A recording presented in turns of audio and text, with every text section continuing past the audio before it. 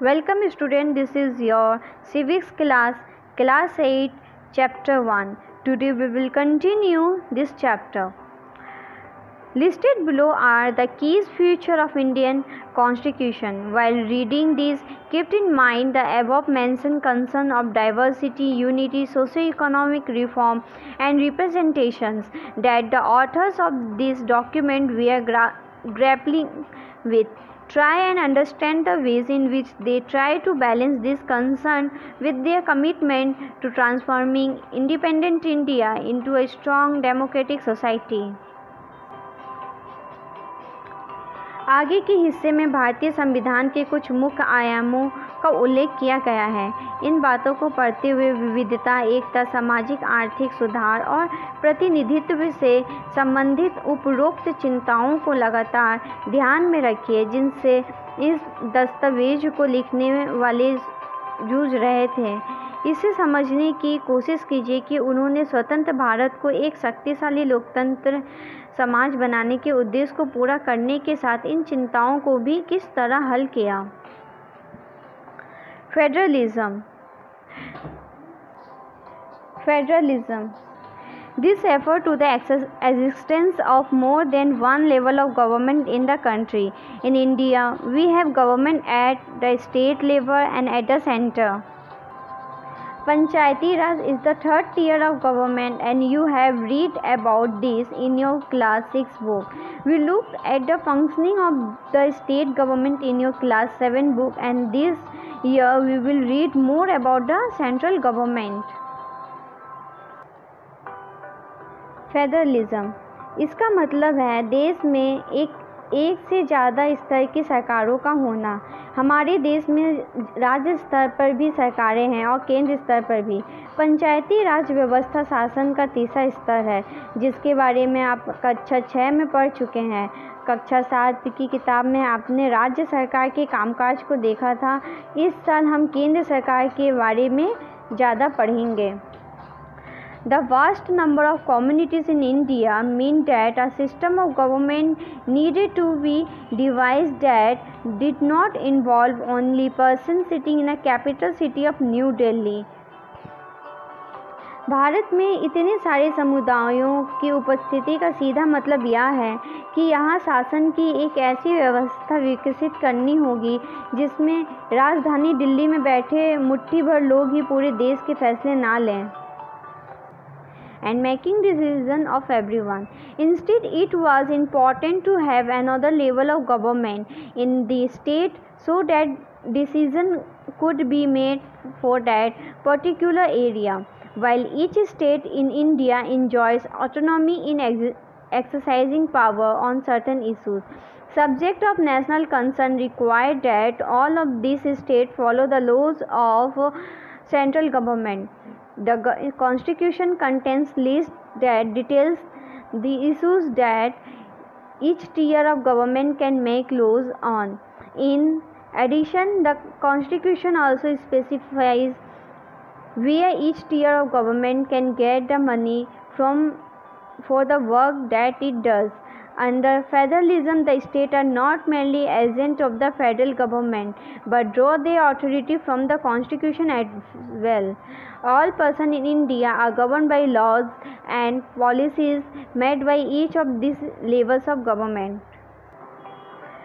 इसीलिए प्रांतीय स्तर पर भी सरकार की व्यवस्था की गई ताकि इलाकों के हिसाब से अलग फैसले भी लिए जा सकें। भारत के सभी राज्यों को कुछ मुद्दों पर फैसले लेने का स्वायत्त अधिकार है। राष्ट्रीय महत्व के सवालों पर सभी राज्यों को केंद्र सरकार द्वारा बनाए गए कानूनों को मानना पड़ता है।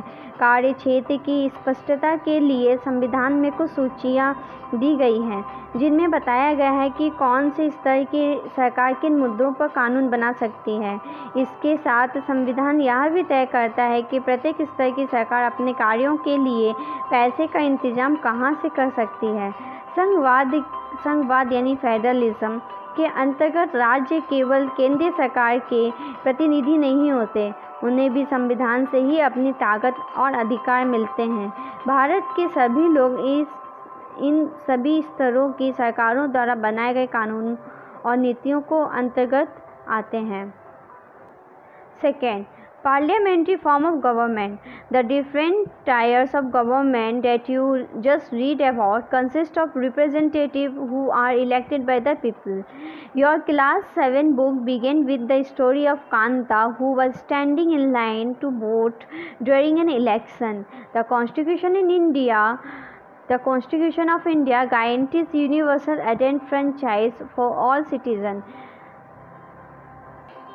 संसदीय साधन पद्धति। सरकार के सभी स्तर पर प्रतिनिधियों का चुनाव लोग खुद करते हैं। कक्षा 7 की किताबों के शुरू में कांता की कहानी दी गई थी, जो वोट डालने के लिए कतार में खड़ी है। भारत का संविधान अपने सभी वयस्क नागरिकों को वोट डालने का अधिकार देता है। संविधान सभा के सदस्य जब संविधान की रचना कर रहे थे तो उन्हें लगा कि स्वतंत्रता संघर्ष ने भारतीय जनता को वयस्क मताधिकार का प्रयोग करने के योग्य बना दिया है। When they were making the Constitution, the member of the Constituent Assembly felt that freedom struggle had prepared the masses for universal adult suffrage, and that this would help encourage a democratic mindset and break the clutches of traditional caste, class, gender hierarchies. This means that the people of India have a direct role in electing their representatives. Also, every citizen of country, irrespective of his or her social background, can also contest in election. These representatives are accountable to the people, who will read more about very representation in crucial to democratic functioning in Unit 2 of this book. उन्हें विश्वास था कि इससे न केवल लोकतांत्रिक सोच व तौर तरीकों को प्रोत्साहन मिलेगा, बल्कि जाति, वर्ग और औरत मर्द के फर्क पर आधारित ऊंच नीच की बेड़ियों को भी तोड़ा जा सकता है। सार्वभौमिक मताधिकार का मतलब है कि अपने प्रतिनिधियों के चुनाव में देश के सभी लोग की सीधी भूमिका होती है। इसके अलावा हर व्यक्ति खुद चुनाव भी लड़ सकता है, चाहे उसकी सामाजिक पृष्ठभूमि कैसी भी क्यों न हो। ये प्रतिनिधि जनता के प्रति जवाबदेह होते हैं।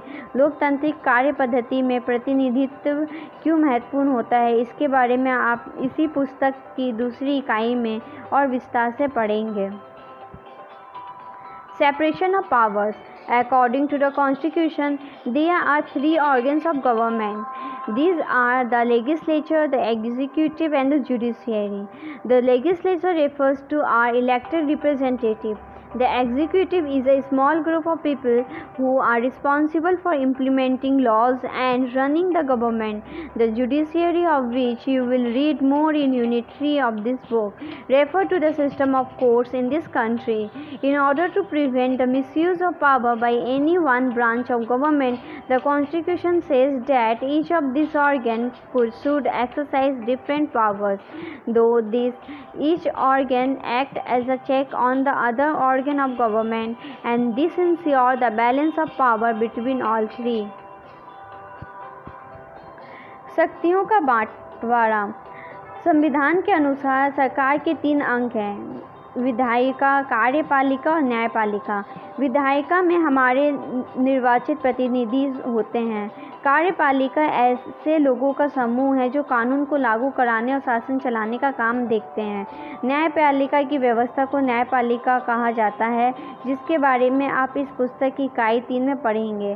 सरकार की किसी भी शाखा द्वारा सत्ता के दुरुपयोग को रोकने के लिए प्रावधान किया गया है कि इन सभी अंगों की शक्तियाँ एक दूसरे से अलग होगी।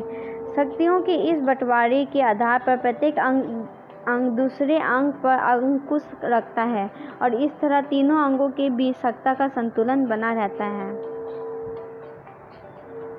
This is the end of the video. If you have any doubt, please let us know. We will try to clear your doubts in another video. अगर आपको कोई संदेह है तो कृपया करके हमें बताइए। हम अगले वीडियो में आपके संदेह को दूर करने का प्रयास करेंगे।